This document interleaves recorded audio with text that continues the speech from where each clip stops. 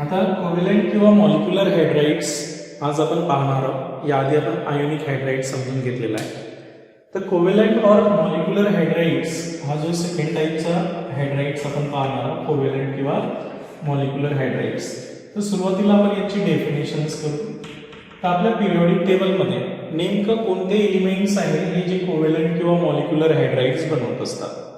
तर आपल्याला माहिती आहे की कोव्हॅलेंट किंवा molecular hydrides means these are the compounds. हे कोणते कंपाऊंड्स असतात? These are the compounds of. हे कोणाकोणाचे कंपाऊंड्स असतील? Compounds of hydrogens. हायड्रोजन सोबत कोणाचे कंपाऊंड्स असतील? With P block elements. म्हणजे these are the compounds of hydrogens with P block elements. आपल्या पिरियोडिक टेबल मधले जे पी ब्लॉक एलिमेंट्स असतील त्यांचे आणि हायड्रोजन सोबतचा हा बायनरी कंपाऊंड्स असेल. With few S block element. With few S block element. काही एस ब्लॉक एलिमेंट सुद्धा आहेत की जे कोव्हॅलेंट हायड्राइड सुद्धा बनवत असतात. S block element that is कोणते आहेत? Beryllium hydrides and magnesium hydride. हे एसचे आयोनिक हायड्राइडचे एक्सेप्शनल आहे. क्लिअर झालं मी काय म्हटलंय? बघा आता आपण जो आज सेकंड हायड्राइड स्टडी करणार आहोत तो आहे कोव्हॅलेंट और मॉलिक्युलर हायड्राइड्स. बघा आज आता आपण जो सेकंड हायड्राइड स्टडी करणार आहोत तो आहे कोव्हॅलेंट किंवा मॉलिक्युलर हायड्राइड्स. आता कोव्हॅलेंट किंवा मॉलिक्युलर हायड्राइड्स मध्ये कोव्हॅलेंट बॉन्ड तयार होणार आहे हायड्रोजन्स आणि पी ब्लॉक एलिमेंटचा. तर जे पी ब्लॉकचे एलिमेंट्स आहेत आणि हायड्रोजन आहे यांच्यामध्ये कोव्हॅलेंट बॉन्डिंग होत असते. म्हणजे इलेक्ट्रॉन शेअर करून बॉन्डिंग होत असते आणि म्हणून या टाईपचे जे हायड्राइड्स आहेत ते यांना आपण कोव्हॅलेंट हायड्राइड्स म्हणत असतो. तर म्हणून आपण याची डेफिनेशन्स केली की these are the compounds of hydrogens. हे हायड्रोजनचे कंपाऊंड्स असतात विथ पी ब्लॉक एलिमेंट सोबतचे. विथ फ्यू कोण असतात? एस ब्लॉक एलिमेंट सुद्धा हायड्राइड कोव्हॅलेंट हायड्राइड्स तयार करतात. तर एस ब्लॉक एलिमेंट्स मध्ये कोणता? बेरिलियम हायड्राइड्स आणि मॅग्नेशियम हायड्राइड्स हे यांचे हायड्राइड्स असतील. क्लिअर झालं मी काय सांगितलं आहे ते? तर आता यांचे जर एक एक्झाम्पल घेतले आपण, एक्झाम्पल ऑफ कोव्हॅलेंट हायड्राइड्स. तर कोव्हॅलेंट हायड्राइड्स मध्ये पहिलं एक्झाम्पल घेऊ आपण सेकंड ग्रुप एलिमेंटचा. तर सेकंड ग्रुपमध्ये आपला जो आहे एस ब्लॉकचे कोव्हॅलेंट हायड्राइड जे आहे ते बेरिलियम हायड्राइड्स आणि मॅग्नेशियम हायड्राइड्स हे कोव्हॅलेंट हायड्राइडचे एक्झाम्पल आहे. बरोबर आहे? काय म्हटलंय? बेरिलियम हायड्राइड्स आणि मॅग्नेशियम हायड्राइड्स हे कोव्हॅलेंट हायड्राइडचे काही एक्झाम्पल आहे. तसंच जेवढे पी ब्लॉक एलिमेंट्स असतील एक्सेप्ट नोबल गॅस हे सर्व कोव्हॅलेंट हायड्राइडचे एक्झाम्पल असतील. बरोबर आहे? तर आता पी ब्लॉक मध्ये कोणते येतील? सर्वच येतील ग्रुप नंबर 13 पासून. तर फॉर एक्झाम्पल आपण डायक्लोरीन घेतला, B2S6 हा सुद्धा कोव्हॅलेंट हायड्राइड्स आहे. त्याच्यानंतर कार्बन नायट्रोजन्सवाला अमोनिया, मिथेन आहे की नाही, ऑक्सिजन फॅमिलीचा वॉटर आणि हॅलोजन्स फॅमिलीचा HF. हे सर्वच कोणते आहेत? कोव्हॅलेंट हायड्राइड्स आहे. म्हणजे यांच्यामध्ये जे बॉन्डिंग तयार होणार आहे ते कोव्हॅलेंट प्रकारचे होणार आहे. म्हणून आपण यांना कोव्हॅलेंट हायड्राइड्स म्हणत असतो. मी पुन्हा सांगितलं होतं की यांचे 3 प्रकार असतात. Type of covalent हायड्राइड्स.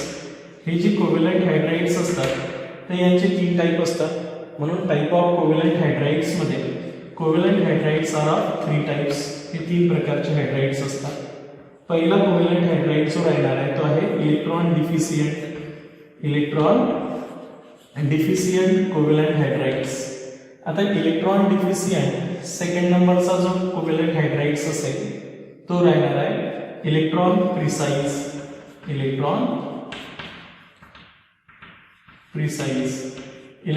Precise hydride. आणि थर्ड वाला जो आहे तो आहे इलेक्ट्रॉन रिच हायड्राइड. असे 3 प्रकारचे तुमचे कोव्हॅलेंट हायड्राइड्स असतात. आता यापैकी तुमचे हे जे आहेत 3 आहे की नाही हे कोणते आहेत? Electron deficient. मग आता आपण सुरुवातीला इलेक्ट्रॉन डिफिशियंट हायड्राइड्स, नेमकं आपण इलेक्ट्रॉन डिफिशियंट हायड्राइड्स कोणाला म्हणत असतो आहे की नाही? they have incomplete octet. They have incomplete octet. यांचं ऑक्टेट कसं राहणार आहे? इनकम्प्लीट ऑक्टेट असते आहे ना. हे जे हायड्राईड असते ते हे इनकम्प्लीट ऑक्टेट हायड्राईड असते. फॉर एक्झाम्पल जसं आपण बेरिलियम हायड्राईड घेतला तर यांच्या व्हॅलन्स शेलमध्ये 4 इलेक्ट्रॉन्स असते. हे डिफिशियंट आहे इलेक्ट्रॉन्सचे. त्याच्यानंतर बोरॉन घेतला थर्ड ग्रुपचा, तर बोरॉन ट्रायहायड्राईड जर घेतला आपण BH3 तर यांच्या व्हॅलन्स शेलमध्ये 6 इलेक्ट्रॉन्स येते. त्याच्यामुळं 2 इलेक्ट्रॉनची डिफिशियन्सी आहे. यांच्या व्हॅलन्स शेलमध्ये 4 इलेक्ट्रॉन्स आहेत. अजून 4 इलेक्ट्रॉन्स हे घेऊ शकतात. तसंच असे बरेचसे आहेत. मॅग्नेशियम सुद्धा आहे. मॅग्नेशियम जो हायड्राईड आहे ते यांच्या व्हॅलन्स शेलमध्ये 4 इलेक्ट्रॉन्स आहेत. त्याच्यामुळं हे इलेक्ट्रॉन डिफिशियंट असतात. काय म्हणतो? इलेक्ट्रॉन डिफिशियंट आहे ना. कोव्हॅलंट बॉन्ड करतात पण यांच्या व्हॅलन्स शेलमध्ये लेस दॅन 8 इलेक्ट्रॉन्स असतात. आता असं असल्यामुळं आपण लेविस नावाच्या सायंटिस्टच्या म्हणण्यानुसार they are Lewis acid. Electron acceptor, electron deficient hydride जे असतील ते लेविस ॲसिड म्हणून ॲड होतील. क्लिअर झालं? त्याच्यानंतर आता इलेक्ट्रॉन प्रिसाईज हायड्राईड जे असतील तर आपण यांच्यापैकी इलेक्ट्रॉन प्रिसाईज हायड्राईड कोणाला म्हणू ते बघा लक्षात ठेवायचं आहे. तर ह्या तीन टाईपमध्ये आपण पहिला टाईप पाहिलेला आहे इलेक्ट्रॉन रिच आहे की नाही. टाईप ऑफ कोव्हॅलंट हायड्राईड्स फॉर्म राहिलो आपण कोव्हॅलंट हायड्राईड्स. तर कोव्हॅलंट हायड्राईडच्या टाईप्समध्ये आपण पहिला इलेक्ट्रॉन डिफिशियंट पाहला. कोणता? Electron deficient. आता आपण इलेक्ट्रॉन प्रिसाईज हायड्राईडची माहिती करून घेऊ. सेकंड जो आहे तो आहे आता electron precise. Electron precise hydride. आता नेमकं कोणत्या हायड्राईडला आपण इलेक्ट्रॉन प्रिसाईज हायड्राईड म्हणत असतो? आता हे जे इलेक्ट्रॉन प्रिसाईज हायड्राईड असतात हे ऑक्टेट कंप्लीट वाले असतात. काय असतात? यांचं ऑक्टेट कंप्लीट असते. आणि त्याच्यामुळं इलेक्ट्रॉन प्रिसाईज हायड्राईड जे असतील यांची डेफिनेशन्स देत असताना आपण काय देणार आहोत? यांची डेफिनेशन्स लक्ष द्या. यांची डेफिनेशन्स देत असताना they have complete octet. Specially electron precise hydride हे 14 ग्रुपचे जे हायड्राईड्स आहेत, 14 ग्रुपचे जेवढेही एलिमेंट्स आहेत ते हे जे 14 ग्रुपचे एलिमेंट्स असतील तर ते इलेक्ट्रॉन प्रिसाईज हायड्राईड बनवते. 14 ग्रुपमध्ये कोण येत असते? कार से गए संत प्रभू आहे की नाही. कार से गए संत प्रभू. तर हे 14 ग्रुपमध्ये जेवढेही हायड्राईड्स असतील तर 4 हायड्रोजन्स येणार आहे. व्हॅलन्स शेलमध्ये 4 इलेक्ट्रॉन्स असल्यामुळे 4 कोव्हॅलंट बॉन्ड तयार करत. तर जसं मिथेन, सिटेन, गॅलेन असं यांचं नाव आहे की नाही. तर हे तुमचे प्रिसाईज कोणते आहेत? इलेक्ट्रॉन प्रिसाईज हायड्राईड्स आहेत. They have complete octet. यांचं ऑक्टेट काय आहे? कंप्लीट आहे. दे कंप्लीट ऑक्टेट असल्यामुळं आहे ना. तर they are called as electron precise. यांना आपण काय म्हणतो? इलेक्ट्रॉन प्रिसाईज हायड्राईड म्हणतो. फायनली जे आहे ते आपले आहे इलेक्ट्रॉन रिच. आता हे जे इलेक्ट्रॉन रिच हायड्राईड आहे थर्ड टाईपचे, तिसरे कोणते पाहणार आहोत आपण आता? Electron rich hydride. तर इलेक्ट्रॉन रिच हायड्राईडमध्ये कोणते येतात? ग्रुप नंबर 15 बघा लक्षात ठेवायचं आहे. ग्रुप नंबर 15, 16 आणि 17 हे जे पी ब्लॉकचे एलिमेंट्स आहेत आहे की नाही. तर हे वाले तुमचे इलेक्ट्रॉन रिच हायड्राईड असते. फॉर एक्झाम्पल यांना आपण इलेक्ट्रॉन रिच का म्हणणार आहोत? तर पहिले आपण यांचे एक्झाम्पल घेऊ. यांच्या एक्झाम्पलमध्ये आपण जर 15 ग्रुपचा घेतला, 15 ग्रुपमध्ये कोण येते? नायट्रोजन्स. तर यांच्या नायट्रोजनवर एक लोन पेअर असते. 16 ग्रुपचा पहिला मेंबर कोण आहे? ऑक्सिजन. ऑक्सिजनपेक्षा 2 लोन पेअर असतात. आणि 17 ग्रुपमध्ये पहिला मेंबर कोण आहे? फ्लोरीन. त्यांचा हायड्राईड जर घेतला आपण तर यांच्यापेक्षा असे लोन पेअर इलेक्ट्रॉन्स असतील. तर नायट्रोजनवर एक लोन पेअर, ऑक्सिजनवर 3 आहे आणि फ्लोरीनवर ऑक्सिजनवर 2 आणि फ्लोरीनवर 3 लोन पेअर आहे. यांचा ऑक्टेट कंप्लीट आहे.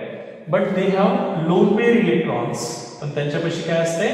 लोन पेअर इलेक्ट्रॉन्स असतात. And that's why they are electron rich.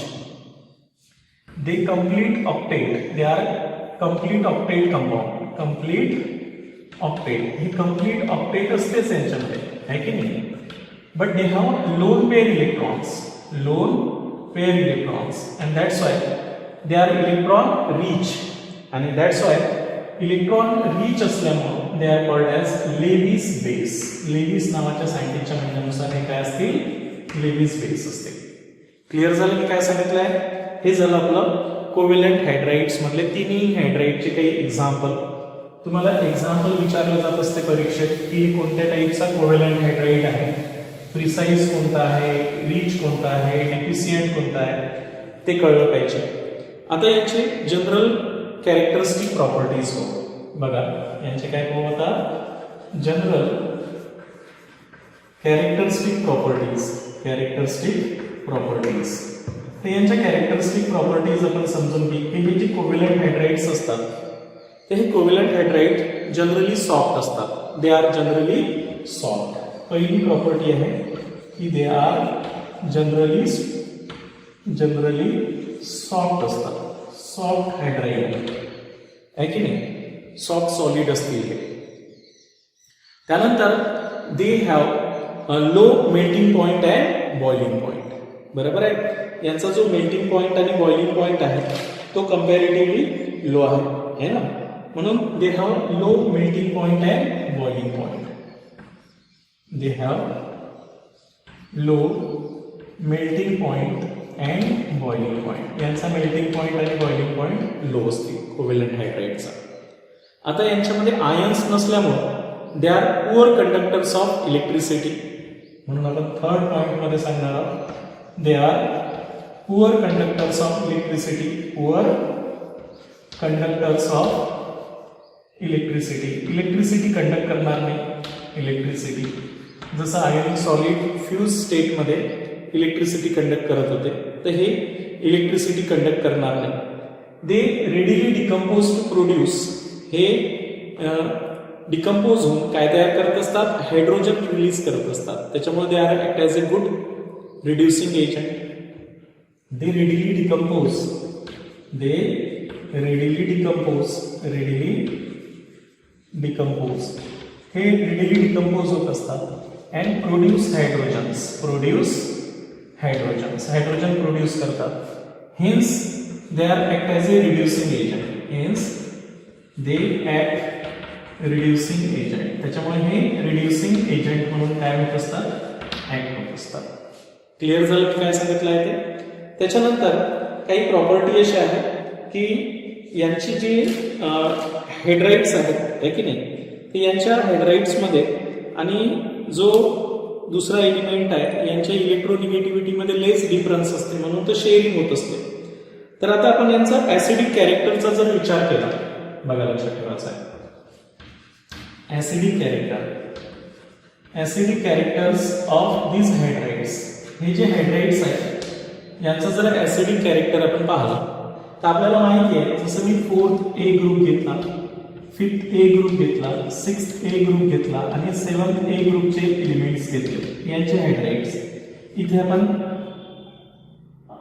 Methane घेतला, इथे अमोनिया घेतला, इथे तुम्ही वॉटर घेतला आणि इथे HF घेतला. तर तुम्हाला माहिती आहे की ॲज द इलेक्ट्रोनिगेटिव्हिटी इन्क्रीजेस, जशी जशी इलेक्ट्रोनिगेटिव्हिटी काय होणार आहे, निगेटिव्हिटी इन्क्रीजेस. जसं जसं लेफ्ट टू राईट, आता लेफ्ट टू राईट गेलो आपण पिरियोडिक टेबलमध्ये, लेफ्ट टू राईट या पी ब्लॉकच्या हायड्राइड्समध्ये आपण लेफ्ट टू राईट जर गेलो तर इलेक्ट्रोनिगेटिव्हिटी काय होते, इन्क्रीजेस. आणि इलेक्ट्रोनिगेटिव्हिटी इन्क्रीज झाले तर acidic nature increases. Acidic nature काय होणार आहे, ऍसिडिक नेचर इन्क्रीजेस. हे सुद्धा काय होणार आहे, इन्क्रीजेस. तुम्हाला माहिती आहे की वॉटर तर न्यूट्रल आहे, हा बेसिक आहे आणि हा ऍसिडिक आहे. त्याच्यामुळे acidic nature increases from left to right in the covalent hydrides. ठीक आहे, HF is acidic, water is neutral, ammonia is basic. Okay, तर अशा प्रकारे जर आपण यांची थर्ड ग्रुपचे जरा कोव्हॅलेंट हायड्राइड्स पाहिले, बघा लक्षात ठेवायचं आहे, जे थर्ड ग्रुपचे कोव्हॅलेंट हायड्राइड्स पाहिले, थर्ड A ग्रुपचे जे कोव्हॅलेंट हायड्राइड्स पाहतो आपण, तर थर्ड A ग्रुपचे कोव्हॅलेंट हायड्राइड जे असतात हे पॉलिमरिक हायड्राइड्स तयार करतात. कोणते हायड्राइड्स? पॉलिमरिक हायड्राइड्स बनवत असतात. पॉलिमरिक हायड्राइड यांची प्रॉपर्टी असते की हे पॉलिमरिक हायड्राइड्स बनवत असतात. आता जसं थर्ड ग्रुपचे काही हायड्राइड्स आहेत जे पॉलिमरिक हायड्राइड्स बनवत असतात, आहे की नाही?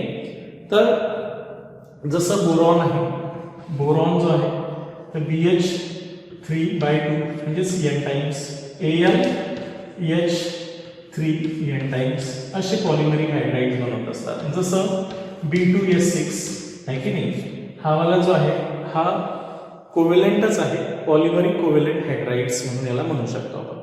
इथपर्यंत लक्षात आलं तुमच्या? कोव्हॅलेंट हायड्राइड्स विषयी आपण थोडक्यात काही इन्फॉर्मेशन समजून घेतली. यामधले 3 प्रकारचे हायड्राइड्सही पाहिले. आपलं लक्षात कळून राहिलं काय सांगितलं आहे ते बघा. नेक्स्ट आपण यांचं जर आता कोव्हॅलेंट हायड्राइड्समध्ये सफिशियंट इन्फॉर्मेशन आपण पाहिलेली यायची. तर अशा प्रकारे हे कोव्हॅलेंट हायड्राइड्स आहे. असंच मेटलिक हायड्राइड सुद्धा आहे. तर मेटलिक हायड्राइड्स उद्याच्या लेक्चरमध्ये पाहू आणि उद्याच्या लेक्चरमध्ये आपण वॉटर सुद्धा स्टार्ट करणार आहोत. ओके.